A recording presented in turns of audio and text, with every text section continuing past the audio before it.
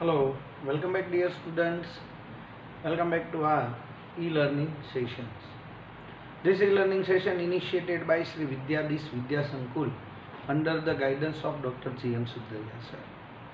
And welcome to our subject SPCC. We are discussing part first of the subject SPCC, that is consists of 40 marks of your whole 100 marks paper. 100 માંથી ને 40 marks છે એ almost આ સેશનમાંથી ને આવતા હોય છે.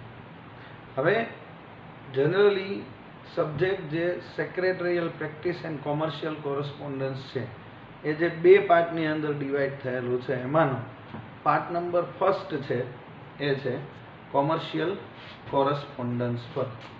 એટલે કે આજે જે આપણે પાર્ટ ફર્સ્ટ સ્ટાર્ટ કરીએ છીએ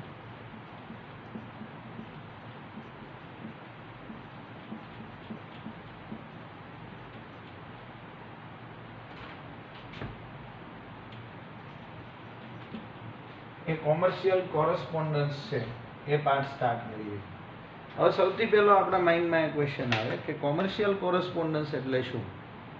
તો કોમર્શિયલ કોરસ્પોન્ડન્સ એટલે કે આપણે જનરલી જ્યારે બિઝનેસ એક્ટિવિટીઝ કરતા હોઈએ છીએ ત્યારે આપણે અલગ અલગ ઘણા બધા લોકોની સાથે ડીલ કરવાની હોય છે, ઘણા બધાની સાથે આપણે અલગ અલગ ટાઈપના ડિસ્કશન્સ કરતા હોઈએ છીએ બિઝનેસ રિલેટેડ, અને એ બધા જે ડિસ્કશન્સ છે એને કોમર્શિયલ કોરસ્પોન્ડન્સ કહેવાય છે. ડન. સો આપણી લેંગ્વેજમાં આપણે એને કહીએ તો it is basics of the letter writing, કે જેમાં અલગ અલગ ટાઈપના લેટર રાઇટિંગથી ને આપણને ખબર પડે કે કઈ રીતના આપણે અલગ અલગ જગ્યાએ ડીલ કરીએ. Nowadays it is a modern time where basically we are discussing each and everything through either social media or through the internet and electronic facilities. But then also still there are some of the organization or some of the local or government bodies are there which are following ancient and old tradition or method of letter writing, and that is the essence of commercial correspondence there. For that kind of letter writing you need to understand and you need to have knowledge regarding the commercial correspondence. Commercial એટલે business related, correspondence એટલે પત્ર વ્યવહાર, કે જેની અંદર આપણે એકાબીજા સાથે discussion કરતા હોઈએ છીએ. તમે સ્ટેન્ડર્ડ 11ની અંદર, આમ તો જો તમે 11માં એસપીસીસી જોયું હોય તો એની અંદર એક આખી પ્રોસેસ આવતી, અને જો ના જોયું હોય તો હું તમને અત્યારે પ્રોસેસ સમજાવું. સૌથી પહેલાં એક કંપનીને પોતાના ટેલિવિઝન સેટ્સ છે સેલ કરવા છે માર્કેટની અંદર. એટલે કંપની અહીંયા સમજો કે આ છે કંપની અને આ છે બાયર. જે બાયર છે એ એકચ્યુઅલી છે શું? તો કે એ છે હોલસેલર, કે જે કંપની પાસેથી ને ગુડ્સ લઈ અને માર્કેટમાં સેલ કરવા માંગે છે. એટલે સૌથી પહેલાં કંપની છે એક એડવર્ટાઇઝમેન્ટ આપશે in newspaper regarding the product. એની અંદર એવું કહેશે કે we are the renowned manufacturers of so and so television sets. We want to sell our televisions and for that the inquiries welcome from different type of wholesalers and retailers. એટલે આપણો જે બાયર છે, જે હોલસેલર છે, સમજો ને કે વી agencies કરીને એનું નામ છે. તો વી એજન્સીસ છે કે તોશિબા કંપનીને સૌથી પહેલો લેટર લખશે એ છે લેટર ઓફ ઇન્ક્વાયરી. હવે લેટર ઓફ ઇન્ક્વાયરીની અંદર વી એજન્સીસ છે એ સામેવાળી તોશિબા કંપનીને લખશે કે we have seen your advertisement on so and so newspaper on this date and we are interested in purchasing your articles for selling purpose in our wholesale or from our V agencies. Hence we require price list and quotations of different types of items that you are selling. એટલે એ થયો letter of inquiry. જે letter of inquiry લખશે કોણ? તો કે વી agencies. અને કોને લખશે? તો કે તોશિબા. એટલે આ લેટર ઓફ ઇન્ક્વાયરી જ્યારે મળશે એટલે અહીંયાથી ને એની સામે લેટર ઓફ રિપ્લાય જશે. હવે અહીંયા લેટર ઓફ ઇન્ક્વાયરીમાં એને શું મગાવ્યું હતું તો કે price list, quotation, photographs of the different items, there specifications and everything. એટલે સામે લેટર ઓફ રિપ્લાયની અંદર company price list, quotation, photographs આ છે તે છે એ બધું ઓરિજિનલ કંપની સેન્ડ કરશે વી એજન્સીસને. વી એજન્સીસને આ લેટર મળે છે એટલે એમાંથી ને પછી આગળ લેટર આસ્કિંગ ફોર કન્ડિશન્સ. દરેક બિઝનેસની અમુક કન્ડિશન હોય છે. તો વી એજન્સી છે એ લેટર લખશે કે હવે અમને એવી ઈચ્છા છે કે અમે તમારા પાસેથી ને આટલા સમજો કે 100 ટેલિવિઝન સેટ્સ છે. We are interested to purchase 100 TV that is television set from your company, and for that we require that please mention the terms and conditions regarding business. કેમ કે ઘણી વખત કંપની છે એ 100% એડવાન્સ લેતી હોય, ઘણી વખત 50% એડવાન્સ લેતી હોય, ઘણી વખત 25% એડવાન્સ લેતી હોય. એ સિવાય ટ્રાન્સપોર્ટેશન એક્સપેન્સ કોણ આપશે, એ સિવાય ઇન્સ્યોરન્સ લેશે તો ઇન્સ્યોરન્સનું પ્રીમિયમ કોણ પે કરશે, કેટલા સમયમાં ગુડ્સ સામેવાળી વ્યક્તિને મળશે, આના રિલેટેડ બધી ટર્મ્સ એન્ડ કન્ડિશન્સ છે a letter asking for conditions એ કોણ લખશે? એજન્સી. એટલે આને જે કન્ડિશન્સ લખ્યો છે એમ આની સામે reply of terms and conditions. હવે તોશિબા કંપનીએ બધી ટર્મ્સ કન્ડિશન્સ કીધી કે 20% એડવાન્સ અને બાકીના 80% છે એ તમને જેવા ગુડ્સ મળે એટલે તરત તમારે પે કરી દેવાના, અથવા તો 50% એડવાન્સ અને બાકીના 50% તમારે 2 months પછી થઈને આપવાના. આ છે તે છે આ બધી કંપનીની કન્ડિશન્સ છે. એટલે કંપની આ જે કન્ડિશન્સ મોકલી છે એની સામે હવે આ લોકો મોકલશે લેટર ઓફ નેગોશિએશન. તમને અમુક કન્ડિશન એવી છે કે જે એક્સેપ્ટેડ નથી.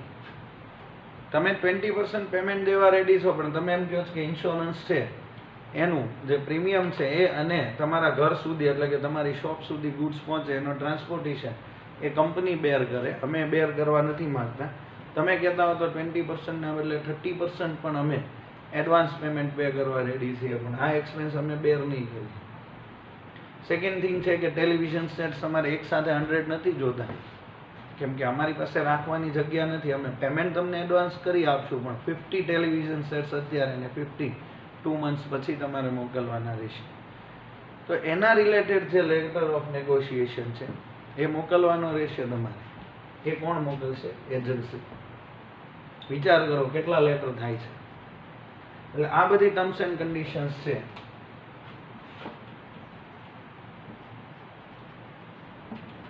એ એગ્રીમેન્ટ લેટરમાં તોશિબા કંપની છે એને મોકલશે. સાથે સાથે એગ્રીમેન્ટ લેટરની સાથે સાથે એ લોકો રેફરન્સ લેટરની પણ વાત કરશે કે ઓકે અમારે તમારી પાસેથી 20% એડવાન્સ લેવાના છે પણ 100% ગુડ્સ દેવાના છે. તો પોસિબલ છે કે તમે ફ્યુચરમાં ડિફોલ્ટ થાવ તો કોઈ પણ એવું બેંક અથવા તો બીજી કોઈ પણ એવી ટ્રેડ રેફરન્સ કાં તો બેંક રેફરન્સ આપો અથવા તો ટ્રેડ રેફરન્સ આપો કે જેના વિશે જેને અમે તમારા માટે થઈને પૂછી શકીએ અને એ લોકોનો પોઝિટિવ રિસ્પોન્સ આવે તો જ આગળ વધશે. એટલે સામે reply of agreement or reference. એટલે તમે તમારી જાણના જે બેંક હતો એનો રેફરન્સ મોકલો. હવે તમે બેંકનો રેફરન્સ મોકલો અને સમજો કે વી એજન્સીનો એસબીઆઈમાં અકાઉન્ટ છે, તોશિબાનું એચડીએફસીમાં છે, તો તોશિબા ડાયરેક્ટલી એસબીઆઈને ના પૂછી શકે, એ આન્સર નહીં આપે. એટલે તોશિબા પોતાની એચડીએફસી બેંકને કહેશે કે આપણે વી એજન્સી સાથે બિઝનેસ કરવાનો છે અને એનું એસબીઆઈમાં આ નંબરનું અકાઉન્ટ આ બ્રાન્ચમાં છે, તો તમે અમારા વતી એમને પૂછી આપો કે આ વ્યક્તિની ફાઇનાન્શિયલ કન્ડિશન્સ કેવી છે, ઓન એન એવરેજ એના અકાઉન્ટમાં કેટલા પૈસા પડ્યા હોય છે, એના કોઈ ચેક બાઉન્સ થાય છે કે નહીં આ છે. એટલે એની ફાઇનાન્શિયલ સોલ્વન્સી કે એની ફાઇનાન્શિયલ કેપેસિટીઝ છે એ જાણવા માટે થઈને તોશિબા કંપની પોતાની કંપનીને એટલે કે પોતાની બેંક છે જે એચડીએફસી એને રિક્વેસ્ટ કરશે, એટલે એચડીએફસી બેંક એસબીઆઈને લખશે. એસબીઆઈ આમનામ ના આપી શકે, એ વી એજન્સીને પૂછશે કે ભાઈ સામેથી ને તોશિબા કંપની તમારા માટે થઈને ઇન્ક્વાયરી કરે છે, અમે ઇન્ક્વાયરી આપીએ, આન્સર આપીએ. જો વી એજન્સી ના આપે તો આ લોકો કહી દે કે sorry, it is our policy that we are not giving any kind of response for that particular kind of a letter. પણ વી એજન્સીને અત્યારે ગુડ્સ લેવા છે અને એને ખબર જ હતી કે જ્યારે રેફરન્સ માંગ્યો હતો એટલે તોશિબા કંપની એના રેફરન્સ માટે બેંકને પૂછશે. વી એજન્સી એગ્રી થાય છે, બેંકને એમ કહે છે કે યસ તમે રિસ્પોન્સ આપી શકો છો. એટલે એસબીઆઈ બેંક છે એ એચડીએફસી બેંકને લેટર લખી અને એના ક્લાયન્ટની ફાઇનાન્શિયલ સ્ટેબિલિટીનું ઇન્ફોર્મેશન આપશે. એના બેસિસ ઉપરથી એચડીએફસી બેંક એના ક્લાયન્ટને આપશે તોશિબાને, અને તોશિબા પછી આગળનો બિઝનેસ કરે એને કહેવાય એગ્રીમેન્ટ. હવે આ જે એગ્રીમેન્ટ છે એ સાઇન કરીને વિથ એડવાન્સ પેમેન્ટ અને એગ્રીમેન્ટ છે એ અહીંયા આગળ તોશિબા પાસે આવે છે. એટલે તોશિબા છે a letter informing delivery of goods, delivery અમે કરી દીધી છે એના રિલેટેડનો લેટર છે ઇન્ફોર્મ કરે. there are so many other letters also associated. ઘણી વખત તમને જે સેમ્પલ મોકલવામાં આવ્યું છે એ ટાઈપના ગુડ ના હોય, કોઈ ગુડ્સની અંદર કંઈક તૂટફૂટ થઈ હોય છે, અથવા તો અમુકની પ્રાઇસ કોટેશનમાં અલગ હોય છે, પ્રાઇસ લિસ્ટમાં જ્યારે બિલ આવે ત્યારે અલગ આવે છે. તો એના રિલેટેડ કોન્સ્ટન્ટ તમે સમજો ને કે તમે આટલું જ સમજો કે એક ટેલિવિઝન સેટનો બિઝનેસ કરવા માટે થઈને કેટલા લેટર. આપણે જૂની સિસ્ટમ સમજીએ, એક લેટર સામેની બાજુ સમજો કે બે અલગ અલગ સિટી છે જેમ કે ભાવનગર અને અહેમદાબાદ, તો સૌથી પહેલાં ન્યૂઝપેપર આવ્યા પછી કંપની ફર્સ્ટ ડેટે લખે છે અને થર્ડે મળે છે, એ થર્ડે જ લેટર ઓફ રિપ્લાય મોકલે છે અને સિક્સ્થે મળે છે. આ સિક્સ્થે એને ટર્મ્સ કન્ડિશન્સ પૂછે છે જે આને નાઇન્થે મળે છે, એ નાઇન્થના લખે છે જે આને 12થે મળે છે, 12થે આ લેટર ઓફ નેગોશિએશન મોકલે એ 15થે મળે છે, 17th 18થે ત્યાંથી ને લેટર આવે છે જે અહીંયા 21 આવે, 21 પછી એડવાન્સ પેમેન્ટનો ચેક ને બધું મોકલે છે, 24થે મળે, 24થે ચેક નાખે એ 27થે સમજો કે ક્લિયર થયો, તો એ 27થે સામે ગુડ્સ મોકલે. Letter informing delivery of goods, basically આ લેટર પણ આ જ લખતું હોય છે. ત્યારે 1 મહિનો થઈ ગયો નોર્મલ કેસમાં. આ વાત છે જૂનું ટ્રેડિશનલ. તેમ છતાંય ટ્રેડિશન ફોલો થતા. સૌથી પહેલાં જ્યારે લેટરનો ટાઈમ હતો ત્યારે તો આ ટ્રેડિશન ફોલો થતા જ તે, પણ પછી જ્યારે ટેલિફોન સિસ્ટમ આવી ગઈ ત્યારે પણ લોકો લેટરથી, because it is a proof of a business, બિઝનેસના પ્રૂફ માટે થઈ છે, એટલા માટે તેને કમ્પલસરી લેટર જ કરો. આપણે ફ્યુચરમાં કોઈ ડિસ્પ્યુટ્સ થયા, અંદરો અંદર કોઈ મેથડ માથાકૂટ થઈ કે કોઈ એગ્રીમેન્ટમાં કોઈ ઇસ્યુ થયા કે કોઈ પણ whatever problem it is, at that time whenever any of the party will sue in a court against the another party, at that time this kind of letter will be taken as a reference for further decision making by a particular court. એટલે court છે એ આ બંને પાસે આ બધા લેટરની copies મગાવશે અને એના ઉપરથી ને પોતાનું ડિસિઝન આપે. It is the normal case. Generally commercial કોરસ્પોન્ડન્સમાં આપણે જેટલું પણ ભણીએ છીએ એ બધું કંપની લેવલથીને જોઈએ છે કે એક કંપની હોય એ એના લાઈફ સ્પેનમાં અલગ અલગ કેટલાય બધા, ધીસ ઇઝ બેઝિક કે જે તમે જુઓ છો. ઘણા બધા સ્ટુડન્ટ્સની મારી સાથે બેઝિકલી સ્ટુડન્ટ સાથે આપણે ડિસ્કશન કરતા હોઈએ. ઘણા બધાએ મને એવું પૂછ્યું કે સર હવે લેટરનું એટલું બધું રિલેવન્સ નથી, nowadays all this activities are done by email, તો શું કામ લેટર કરાવવામાં આવે છે? But it is a tradition. Through this method you will be able to understand the jargons, that is the technical words or words related to that particular subject.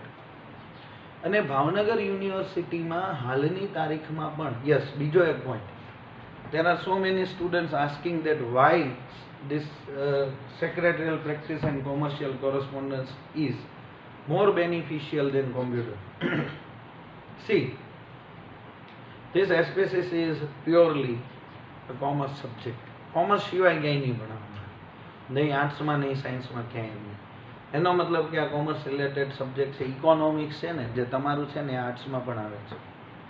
અમુક specific schools છે ને જે business સ્ટડીઝને પણ as a part of economic, as a part of their studies એમ આર્ટ્સમાં લે છે. પણ અકાઉન્ટ્સની જેમ આ સબ્જેક્ટ છે એ પ્યોરલી આ છે. સેકન્ડ થિંગ, તમે ભાવનગર યુનિવર્સિટીમાંથી ને બીકોમ કરો છો, ફર્સ્ટ સેમેસ્ટરમાં બીસી કરીને એક સબ્જેક્ટ આવે છે, business communication. First, second, third, fourth, fifth, six, છ સેમેસ્ટરની અંદર બિઝનેસ કોમ્યુનિકેશન કરીને સબ્જેક્ટ આવે. 11th ટેક્સ્ટ બુકમાં જે વસ્તુ છે commercial correspondence related, secretarial practice related નહીં. Secretarial practice, that is the part number 2, chapter number 1 issue of shares, chapter number 2 transfer and transmission, chapter number 3 debenture, 4th membership, એ બધું જ FY BCom કે FY BBA માં mercantile લો અથવા તો company લોના ટોપિકની અંદર cover થશે. એટલે સામાન્ય રીતે તમે જુઓ તો કોમર્શિયલ કોરસ્પોન્ડન્સ છે એ આગળ જતા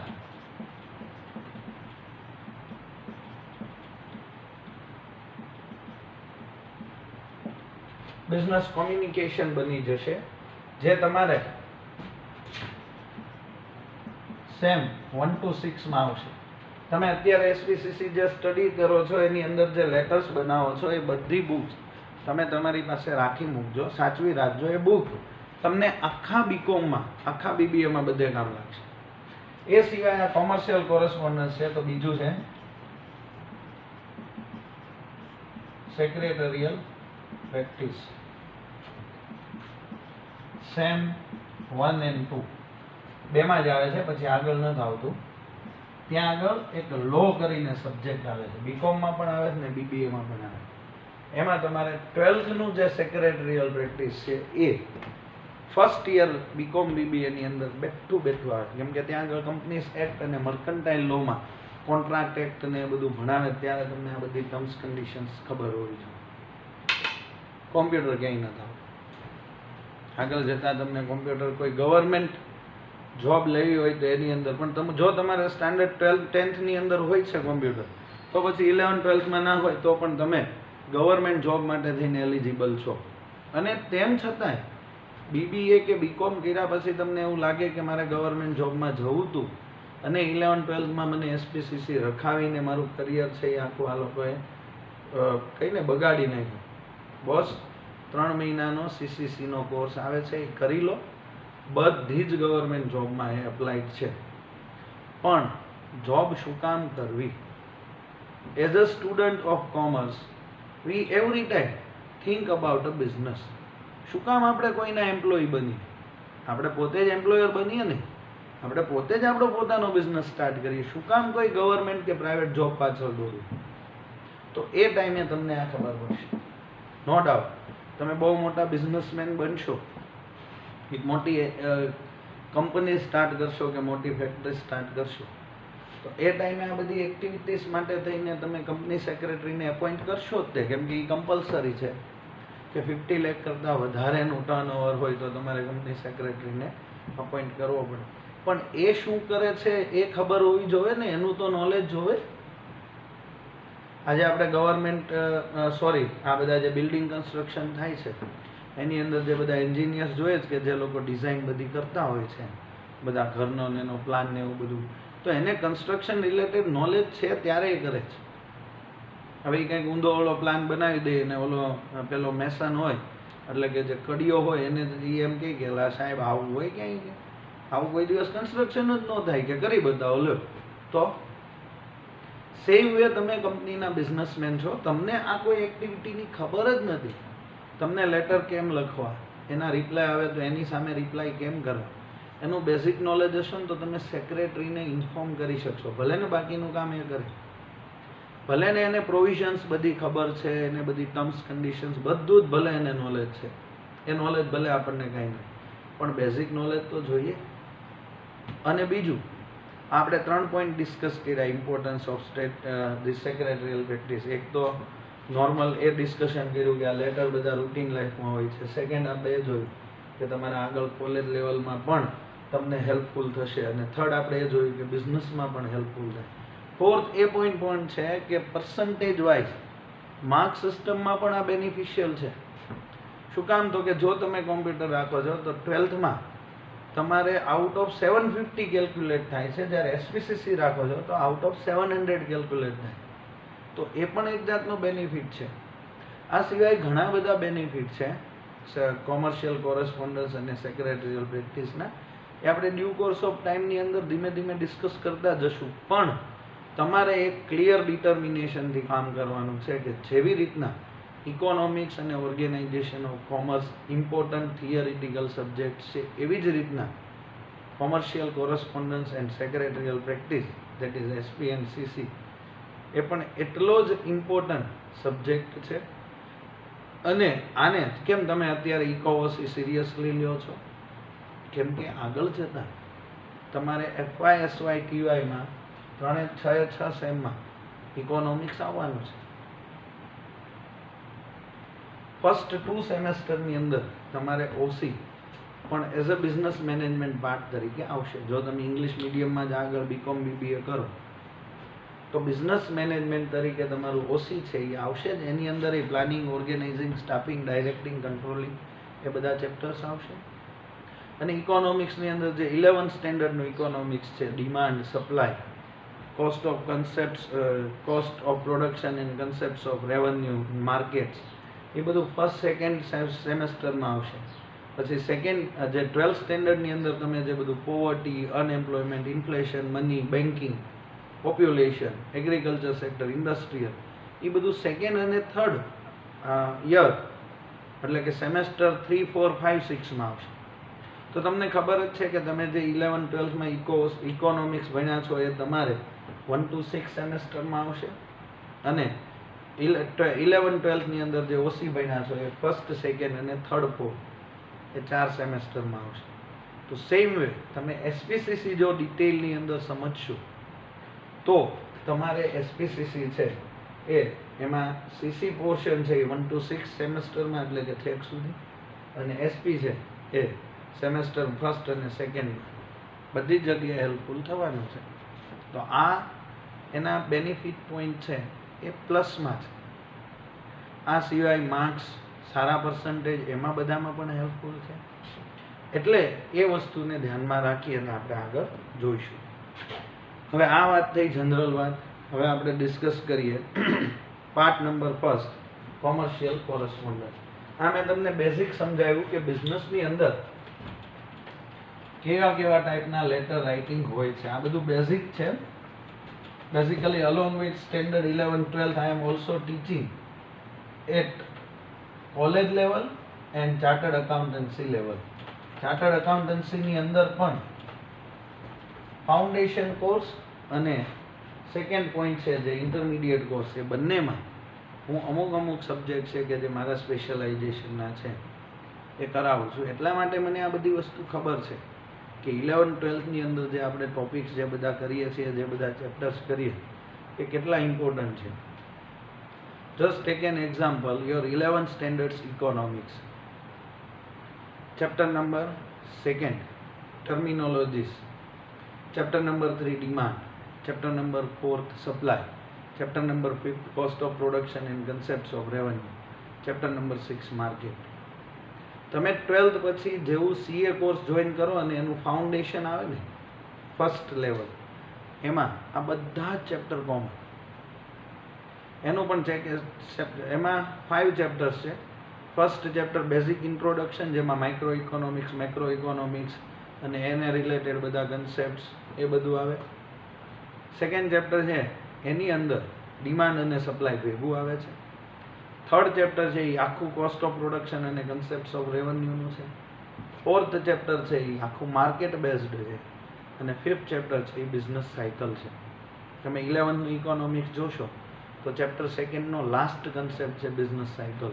એના બધા સ્ટેજીસ છે, પ્રોસ્પેરિટી, ડિપ્રેશન, રિસેશન, એ બધું બેઠું ફાઉન્ડેશન લેવલે આવે છે. વિચાર પ્લસ તમારું જે ઓસી છે એમાં 11th સ્ટેન્ડર્ડની અંદર બિઝનેસ, પ્રોફેશન અને એમ્પ્લોયમેન્ટ એ બધા ટોપિક છે. પછી ફોર્મ્સ ઓફ બિઝનેસ ઓર્ગેનાઇઝેશન છે, જેમાં પાર્ટનરશિપ, પછી હિન્દુ અનડિવાઇડેડ ફેમિલી, સોલ પ્રોપરાઇટરશિપ, એના કન્સેપ્ટ, પછી ઓનર્સ કેપિટલ, બોરોડ કેપિટલ, એ બધું રિલેટેડ છે. એની સાથે એક બીસીકે કરીને ચેપ્ટર સબ્જેક્ટ આવે છે, બિઝનેસ એન્ડ કોમર્શિયલ નોલેજ, એમાં આવે છે. તો સમજો કે 11th-12thનું જે બેઝિક છે એ તમારે સીએ લેવલે પણ આવે છે અને આ જ બધા ટોપિક તમારે કોલેજ લેવલે પણ આવે છે. અને સાથે સાથે સ્ટાન્ડર્ડ 12thની અંદર બેસ્ટ પર્સન્ટેજ લેવામાં પણ આ જ બધા કન્સેપ્ટ છે જે હેલ્પફુલ છે. તો તમે જસ્ટ ઇમેજિન કરો કે તમારું વન ટાઈમનું પ્યોર ડિટર્મિનેશનનું સ્ટડી તમને આગળ છેક સુધી સાથે રહેવાનું છે, છેક સુધી હેલ્પફુલ થવાનું. એટલા માટે હું તમને રિક્વેસ્ટ કરું છું કે તમે જેટલું ફોકસ, બાકી બધા, હજી મેં અકાઉન્ટ સ્ટેટની તો વાત જ નથી કરી તમને. અકાઉન્ટ્સ જે તમારું 11th-12thનું છે એ જ તમારે આખું બીકોમ બીબીએ પૂરું થાય ત્યાં સુધી આવે છે. સ્ટેટિસ્ટિક્સ ખાલી ફર્સ્ટ યર પૂરતું જ લિમિટેડ છે, પછી સ્ટેટિસ્ટિક્સ નથી આવતું. ઇંગ્લિશ છે એ બીસીમાં કન્વર્ટ થઈ જાય છે, બિઝનેસ કોમ્યુનિકેશન. ગુજરાતી જેવો કોઈ ટોપિક કોલેજ લેવલે નથી. એ સિવાય એક બે નવા સબ્જેક્ટ કે જે પાસ્ટમાં ના જોયા હોય એવા એડ થાય, એ તમારું બેચલર ડિગ્રી. પણ આ બધી વસ્તુ આગળ પણ એટલી જ હેલ્પફુલ છે અને અત્યારે પણ. એટલા માટે તમે જેટલું ફોકસ અકાઉન્ટ સ્ટેટ ઇકોઓસી કરો છો એટલી જ મારી રિક્વેસ્ટ છે કે તમે એસપીસીસી પર પણ કરો. તમે ક્યારેય એને ઓપ્શનલ સબ્જેક્ટ તરીકે ના જુઓ, મેઇન સબ્જેક્ટ તરીકે જુઓ, તો તમારી મેન્ટાલિટી એના માટે થઈને પણ સારી થશે અને તમને એ સમજવામાં પણ વધારે બેનિફિશિયલ થશે. નાવ પાર્ટ 1 કોમર્શિયલ કોરસ્પોન્ડન્સ, જે અહીંયા મેં લખી દીધું છે. બેઝિકલી બધા જ જે ચેપ્ટર્સ છે એ લેટર અને એના કન્સેપ્ટ્સ રિલેટેડ છે, એટલે તમને એ સમજાશે. બીજો એક એ પણ પોઈન્ટ છે કે ઘણા બધા સ્ટુડન્ટ્સ એવા છે કે જેમને સ્ટેન્ડર્ડ 11thમાં કોમ્પ્યુટર હતું અને ડાયરેક્ટલી સ્ટેન્ડર્ડ 12thની અંદર એ લોકો એસપીસીસીમાં આવ્યા છે. એમને અમુક એવા પ્રોબ્લેમ છે, અમુક એવું એમનું એક નોશન ઇન માઇન્ડ સેટઅપ થઈ ગયું છે કે 11thમાં એસપીસીસી નથી ભણ્યા તો 12thમાં શું થશે. અને એમના માટે થઈને જ મેં એક રસ્તો વિચાર્યો છે કે સૌથી પહેલાં આપણે આજનો લેક્ચર અને નેક્સ્ટ લેક્ચરનો થોડોક પોર્શન છે એ લેટર રાઇટિંગ અને એના ક્રક્સ ઉપર લેશું, કે જેનાથીને તમને ખબર પડે કે લેટર રાઇટિંગ કેટલું ઇઝી હોય છે, કઈ રીતના થતું હોય છે, અને એ કન્સેપ્ટ ઉપરથી આપણે ડિસિઝન લઈ શકીએ કે આપણે કઈ રીતના આગળના લેટર શીખશું. સમજો તમે 40 માર્ક્સના કોમર્શિયલ કોરસ્પોન્ડન્સમાંથી આવતો હશે, એમાં ઓલમોસ્ટ 30 to 35 માર્ક્સના લેટર્સ આવે છે અને બાકીની 5 માર્ક્સની થિયરી આવે છે, જે પણ લેટર બેઝ જ હોય છે. એ જે થિયરી છે એ લેટર ઉપરથીને જ હોય, તો એ પણ આવડવાની જ છે. તો આખા સબ્જેક્ટમાંથી 40 માર્ક્સનું તો ટેન્શન જતું રહ્યું. રહી વાત SP portion, that is secretarial practice. અકાઉન્ટ્સની અંદર શેર રિલેટેડ ચેપ્ટર્સ આવે છે, debenture, membership, transfer and transmission of shares. આ બધા ટોપિક હું તમને અહીંયા ડિટેલમાં કરાવવાનો છું, પછી તમારે શેની ચિંતા છે. તો બધું જ તમે સાથે સાથે કરતા જશો તો સાથે સાથે સબ્જેક્ટ પણ કમ્પ્લીટ થતો જશે, એટલે એ કોઈ પણ ટોપિક પ્રોબ્લેમ નહીં થાય. એટલા માટે જ્યારે પણ આપણે કોમર્શિયલ કોરસ્પોન્ડન્સનું ફર્સ્ટ ચેપ્ટર સ્ટાર્ટ કરશું એ પહેલાં સ્ટાન્ડર્ડ 11thની અંદર જે ઇમ્પોર્ટન્ટ ટોપિક્સ છે કે જે તમારે સ્કીપ થઈ ગયા છે, કેમ કે તમે 11thમાં કોમ્પ્યુટર ઓપ્ટ કરેલું હતું અને એસપીસીસી નહોતું, તો પહેલાં આપણે શરૂઆતમાં થોડા ટોપિક એના લઈ લઈએ અને એના ઉપરથી તમને એક અન્ડરસ્ટેન્ડિંગ થઈ જાય કે how to write the letters, તો પછી તમે ઇઝીલી એ બધું કરી શકો એમ છો. એટલે એ ટોપિકને ધ્યાનમાં લઈએ. Specifically right now we are talking about the year 2020-21. Your exams will be on May 2021, and according to Gujarat board there are some of the portion which is not included in examination of 2021. તો એ જે topic છે, considering the very less time of this SPCC subject, right now we will skip it. પણ જો ફ્યુચરમાં time મળશે, school regular શરૂ થાય, અથવા તો એવું કહી શકીએ કે લેક્ચર્સ આપ્યા પછી પણ એવો ટાઈમ રહેશે તો આપણે એ ટોપિક છે એનું ક્વિક એક રિવ્યૂ લઈ લેશું. એટલે તમારે એ પણ ટોપિક છે કે તમને કે એવું ન લાગે કે આગળ જતાં મારે એ ટોપિક આવતા હતા અને આ યરમાં જ તે ટોપિક કટ થયા ને એનાથી મારે લોસ જશે, એવું કાંઈ પણ નહીં થવા દઈએ. એ બધી વસ્તુને કન્સિડર કરી અને આપણે SPCC સબ્જેક્ટ છે એ આગળ જોઈશું. Now in part 1 there is 6 chapters. First chapter is a bank correspondence. Basically તમે જ્યારે બિઝનેસ કરતા હો ત્યારે તમારે બેંક સાથે કેટલાય બધા પત્ર વ્યવહારો એટલે કોરસ્પોન્ડન્સ થતા હોય. બેંકમાં અકાઉન્ટ ઓપન કરાવવા માટે, ચેકબુક ઇસ્યુ કરાવવા માટે થઈને, cache credit facility, overdraft facility, stop payment of check, fund raising, letter of credit LC issue કરવા માટેનું કેટલાય બધા કોરસ્પોન્ડન્સ હોય છે. એના રિલેટેડ જે 12-13 લેટર્સ છે એ આપણે ચેપ્ટર નંબર 1 બેંક કોરસ્પોન્ડન્સમાં ડિસ્કસ કરશું. Then chapter number 2 is correspondence with government departments. આ સાથે સાથે તમારે જ્યારે કંપની એસ્ટાબ્લિશ કરવાની હોય, તમે કોઈ ફેક્ટરી એસ્ટાબ્લિશ કરો છો તો જનરલી ત્યાંનું જે મ્યુનિસિપલ કોર્પોરેશન છે એની પાસેથી પરમિશન લેવાની હોય છે, ઇલેક્ટ્રિક એજન્સી પાસેથી લેવાની હોય છે, વોટર વર્ક્સ ડિપાર્ટમેન્ટ પાસેથી, એવા ઘણા બધા, ઇવન ટેક્સેશન માટે થઈને ઇન્કમ ટેક્સ ડિપાર્ટમેન્ટ સાથે, ઇનડાયરેક્ટ ટેક્સ માટે થઈને, GST માટે થઈને એની પરમિશન લેવાની હોય છે.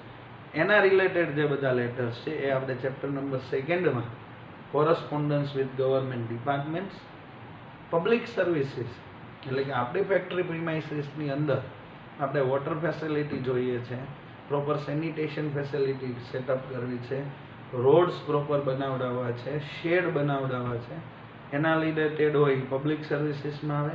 અને લોકલ ઓર્ગેનાઇઝેશન્સ એને રિલેટેડ જેટલા પણ બિઝનેસ, પછી ટ્રેડિંગ બિઝનેસ હોય, સર્વિસ બિઝનેસ હોય કે મેન્યુફેક્ચરિંગ બિઝનેસ હોય, એના રિલેટેડ જે લેટર્સ છે એ બધા આપણે ચેપ્ટર નંબર 2 અંદર ડિટેલમાં ડિસ્કશન કરીશું. Chapter number 3 is inter departmental and employee related correspondence. એ સમજવા માટે સૌથી પહેલાં તમારે ટાઈપ્સ ઓફ ઓર્ગેનાઇઝેશન સમજો. તો ફોર્મલ અને ઇનફોર્મલ ઓર્ગેનાઇઝેશન હોય છે. ફોર્મલ ઓર્ગેનાઇઝેશન એ છે કે જે રૂલ્સ રેગ્યુલેશન્સ ઉપર સેટઅપ થાય છે અને એમાં સ્પેસિફિકેશન હોય છે દરેક એક્ટિવિટી માટે કે કોણે કયું કામ કરવાનું, ક્યારે કરવાનું, કોના અંડરમાં કરવાનું, who will give the orders, who will report to the superiors, એ બધું જ ફોર્મલ ઓર્ગેનાઇઝેશનમાં આવે. જે રીતના એમનું ડેલિગેશન ઓફ ઓથોરિટી અને રિસ્પોન્સિબિલિટીનું સ્ટ્રક્ચર બન્યું છે, ફોર્મલ ઓર્ગેનાઇઝેશન હોય કે ફંક્શનલ ઓર્ગેનાઇઝેશન હોય કે મેટ્રિક્સ ઓર્ગેનાઇઝેશન, દરેકના સ્પેસિફિક રૂલ્સ રેગ્યુલેશન્સ છે. તો ફોર્મલ ઓર્ગેનાઇઝેશન હોય એનું ફોર્મલ કોમ્યુનિકેશન, જેની અંદર તમે એવું સ્ટડી કર્યું છે ઓસીમાં કે ફોર્મલ કોમ્યુનિકેશન હંમેશા રિટર્ન ફોર્મમાં જ હોય. કોઈ પણ ડિસિઝન હોય, કોઈ પણ એક્શન હોય, એ હંમેશા કયા ફોર્મમાં લેવાય તો કે રિટર્ન ફોર્મમાં. એટલે એનો મતલબ છે કે જેટલી પણ ઓર્ડર, ઇન્સ્ટ્રક્શન્સ ઓર્ગેનાઇઝેશનમાં અપાશે એ બધા કયા ફોર્મમાં હશે કે રિટર્ન ફોર્મમાં. તો એના related chapter number 3 inter departmental and employee related correspondence. Production start કરવાનું છે એટલે પ્રોડક્શન મેનેજરે ફાઇનાન્સ મેનેજરને રિક્વેસ્ટ કરી કે મારે પ્રોડક્શન માટે જરૂરી એવું રો મટીરિયલ, ટૂલ્સ અને ઇક્વિપમેન્ટ પરચેસ કરવું છે, જેનું કોટેશન હું અહીંયા આગળ આ લેટરની સાથે અટેચ કરું છું, એ જોઈ અને એટલું ફંડ તમે મને આપશો. એ ઇન્ટર ડિપાર્ટમેન્ટલ થયું. એક જ કંપનીના પ્રોડક્શન ડિપાર્ટમેન્ટે ફાઇનાન્સ ડિપાર્ટમેન્ટને લખ્યું. સેકન્ડલી, માર્કેટિંગ ડિપાર્ટમેન્ટે પ્રોડક્શન ડિપાર્ટમેન્ટને એવો લેટર લખ્યો કે માર્કેટમાં સર્વે કરવાથી અમને ખબર પડી છે કે આવા ટાઈપની શેમ્પૂની બોટલની બદલે શેમ્પૂના શેશે છે એ માર્કેટમાં વધારે ચાલે છે, અને એમાં પણ મોસ્ટ કોસ્ટ ઇફેક્ટિવ ₹1, ₹2 અને ₹5 વાળા વધારે ચાલે છે. તો અમે તમને એવી રિક્વેસ્ટ કરીએ છીએ કે એવું પ્રોડક્શન કરો કે જેને લઈને આપણે માર્કેટમાં સેલ્સ વધારી શકીએ. તો એ ઇન્ટર ડિપાર્ટમેન્ટલ છે. પ્રોડક્શન ડિપાર્ટમેન્ટે હ્યુમન રિસોર્સ ડિપાર્ટમેન્ટને લેટર લખ્યો કે અમારે પ્રોડક્શન એક્ટિવિટી માટે થઈને 50 લેબર્સ જોઈએ છે, જેમને સ્પેસિફિકલી આટલું વર્ક આવડવું જોઈએ. તો તમે અમને એના રિલેટેડ વર્કર્સ છે એમનું રિક્રુટમેન્ટ અને સિલેક્શન કરી અને એટલા લેબર્સ આપો. તો એ ઇન્ટર ડિપાર્ટમેન્ટલ થયું. આ સિવાય time to time promotion letter, transfer letter, resignation letter, ઘણા કંપની છોડીને જતા, leave application, leave with pay, maternal or paternal letter, આ બધા છે. આ સિવાય અલગ ટાઈપના ઓર્ડર્સ. એની સાથે સર્ક્યુલર્સ, કંપનીની અંદર એમ્પ્લોઈઝને સ્પેસિફિક એક્ટિવિટી કરવી ના કરવી માટે થઈને સર્ક્યુલર્સ આવતા હોય છે. કોઈ એન્યુઅલ ડે સેલિબ્રેટ કરવો હોય, આ છે તે છે એના. જો એમ્પ્લોઈઝ પ્રોપરલી વર્ક ન કરતા હોય તો એમને મેમો અથવા તો નોટિસ, આ બધા જ જે છે એ બધા ઇન્ટર ડિપાર્ટમેન્ટલ અને એમ્પ્લોયી રિલેટેડ કોરસ્પોન્ડન્સ છે કે જે 100% રિટર્ન ફોર્મમાં જ થતા હોય છે, અને કંપનીની અંદર થતા હોય છે. એટલે નોર્મલ લેટર કરતાં એનું સ્ટ્રક્ચર છે એ આખું અલગ હોય છે. કેમ કે નોર્મલ લેટરની અંદર લખનાર એટલે કે રાઇટરનું એડ્રેસ, રિસીવરનું એડ્રેસ, પ્રોપરલી એનું સેલ્યુટેશન, પછી body of the letter, signature, એ બધું હોય. જ્યારે આમાં એક જ કંપનીના બે અલગ ડિપાર્ટમેન્ટલની અંદર થતું, એટલે આની અંદર એ ઘણા બધા નવા પોઈન્ટ એડ થતા હોય, ઘણા બધા ડિલીટ પણ થતા હોય. એના રિલેટેડ ડિસ્કશન એ આપણે ચેપ્ટર નંબર 3માં inter departmental and employee related correspondence કરશું. Chapter number 4 is about the insurance letters. એક કંપની જે પ્રોડક્શન એક્ટિવિટી કરતી હોય અથવા તો સેલ્સ એક્ટિવિટી કરતી હોય તો બની શકે કે ક્યારેક ગુડ્સ ઇન ટ્રાન્ઝિટમાં અથવા તો વેરહાઉસમાં ગુડ્સ પડ્યા હોય તો ક્યારેક આગ લાગી જાય, ક્યારેક પાણી આવી જાય તો બધું ગુડ્સ ખરાબ થઈ જાય, ચોરી થઈ જાય, લૂંટફાટ થાય, theft, dacoit, goods loss by fire. આ બધું તમે જનરલી અકાઉન્ટ્સની અંદર તો જર્નલમાં લખો છો. તો એના રિલેટેડ ઇન્સ્યોરન્સ, એના પ્રીમિયમ, એની ટર્મ્સ કન્ડિશન્સ, એ બધા ટોપિક છે જે આપણે ઇન્સ્યોરન્સ લેટર્સના ચેપ્ટરની અંદર લર્ન કરવાનું છે. પણ basically for as the examination of 2020-21 concerns, this particular chapter is not in the syllabus. So right now for a while we will skip it, and if in a future course of time the time permits, then we will discuss this chapter number 4 also. પણ અત્યારે આપણે સિક્વન્સમાં first, second, third પછી સીધું 5th chapter જ start કરી દઈશું, અને 4th chapter છે આખું ડિડક્ટ થયેલું છે એટલા માટે કરશું નહીં. પણ એના રિલેટેડ બેઝિક ઇન્ટ્રોડક્શન છે એ હું તમને ડ્યુ કોર્સ ઓફ ટાઈમમાં આપી દઈશ, એટલે તમને એના રિલેટેડ લેટર્સ છે એની ખબર પડે. 5th one is E communication. Basically હમણાં જે મેં આખી 2 સિક્વન્સ લખી હતી ફટાફટ અને તમને ડિટેલમાં સમજાવી હતી, એના બદલે હવે મેક્સિમમ જે બિઝનેસ કોરસ્પોન્ડન્સ છે એ ઇલેક્ટ્રોનિક મેઇલ એટલે કે ઈમેલથી ને થઈ ગયું છે. જીમેલ કહો કે ઈમેલ કહો કે એમાં સીસી એટલે કે કાર્બન કોપી, બીસીસી, એના રિલેટેડ બધા વર્ડ્સ, અટેચમેન્ટ, આ છે તે છે એ કઈ રીતના બધા લેટર્સ લખાતા હોય છે. આખું ઈમેલનું પણ એક સ્ટ્રક્ચર હોય છે. આપણે આડેધડ ઈમેલ લખીએ એવું નથી હોતું. એનું એક સ્પેસિફિક સ્ટ્રક્ચર હોય છે, એનું એક સ્પેસિફિક પરફોર્મા હોય છે, એક સ્પેસિમેન હોય છે જેને આપણે ફોલો કરવાનું છે. કયા ટોપિક્સ કઈ રીતના ડિસ્કસ થાય, કોની સાથે વાત કરવાની, આ છે તે છે એ બધું આપણે ઈ કોમ્યુનિકેશનના ચેપ્ટરમાં ડિટેલ ડિસ્કશન કરશું. એટલે કે ત્યાં આગળ ઈ કોમ્યુનિકેશનમાં ઇલેક્ટ્રોનિક અને કોમ્પ્યુટરના યુઝથી થતું કોમ્યુનિકેશન છે, જેમાં ઈમેલ છે, ઇલેક્ટ્રોનિક મેલ એનો ખાસ પાર્ટ છે. Last 6th chapter is about presentation skills. In due course of time, when you will be a owner of any of the company or a specific manager, see departmental manager હોય ને એ કાંઈ ખરાબ job નથી. તમને એક આખો department આપી દેવામાં આવે છે કે જ્યાં આગળ તમે તમારા સ્પેશિયલાઇઝેશન પ્રમાણે દરેક એક્ટિવિટી દરેક મેમ્બરને અરેન્જ કરી શકો છો. તો how to work with them, how to present your ideas, how to present your beliefs, your thought process, or how to put your thought in someone else's mind, or the stage fear, topics related to stage fear and different communication terms will discuss on the chapter number 6. તમે ખાલી chapter number 6 તમારી text બુકની અંદર જોવો, ખાલી page number 70 પરથી ને છે તો તમને ઘણા બધા એના ટોપિક છે ને અત્યારથી સમજાઈ જશે કે શું કહેવા માંગે છે. પ્રેઝન્ટેશન સ્કિલમાં જો ઇમ્પોર્ટન્સ ઓફ પ્રેઝન્ટેશન છે, individual discussion, group discussion, face to face, indirect, રિમેમ્બર્ડ in presentation વખતે કયા કયા પોઈન્ટ, ઇમ્પ્રેસિવ પ્રેઝન્ટેશન કેમ થાય, સેલિબ્રેશન ઓફ ટીચર્સ ડે જેના માટે થઈને તમારે તમારા ટ્રસ્ટીસને, પ્રિન્સિપલ્સને એ બધાની ઇન્વિટેશન આપવાનું હોય તો એની પછી તમે જુઓ તો માર્કેટિંગ યોર પ્રોડક્ટ, તમે કોઈ કંપનીના ઓનર છો, ડાયરેક્ટર છો અથવા તો એના માર્કેટિંગ મેનેજર છો તો કઈ રીતના તમે તમારી પ્રોડક્ટનું માર્કેટિંગ શોર્ટ અને સ્વીટલી કરશો. Science model at science fair એના રિલેટેડ ટોપિક, આવું બધું છે. Easy your visit to State Bank of India એના મારનો ઇન્ડિવિડ્યુઅલ રિપોર્ટ, આ બધા ટોપિક્સ છે એ આપણે ચેપ્ટર નંબર 6 પ્રેઝન્ટેશન સ્કિલની અંદર એ ચેપ્ટર કવર કરશું. સો આવી રીતના જોઈએ તો આખો પોર્શન બેઝિકલી 40 માર્ક્સનો છે, જ્યારે સેક્રેટરીયલ પ્રેક્ટિસ પાર્ટ નંબર 2 છે એ 60 માર્ક્સનો છે. પણ હવે જે રીતના બોર્ડે 30% કોર્સ કટ કર્યો છે એ હિસાબે આ વર્ષે થોડીક બ્લુ પ્રિન્ટમાં પણ ચેન્જ આવશે અને હું માનું છું ત્યાં સુધી ફર્સ્ટ પોર્શન જે 40 માર્ક્સનો છે એ બની શકે છે કે 40 કરતાં વધારે પણ થાય અને સેક્રેટરીયલ પ્રેક્ટિસનું છે રિડ્યુસ પણ થાય.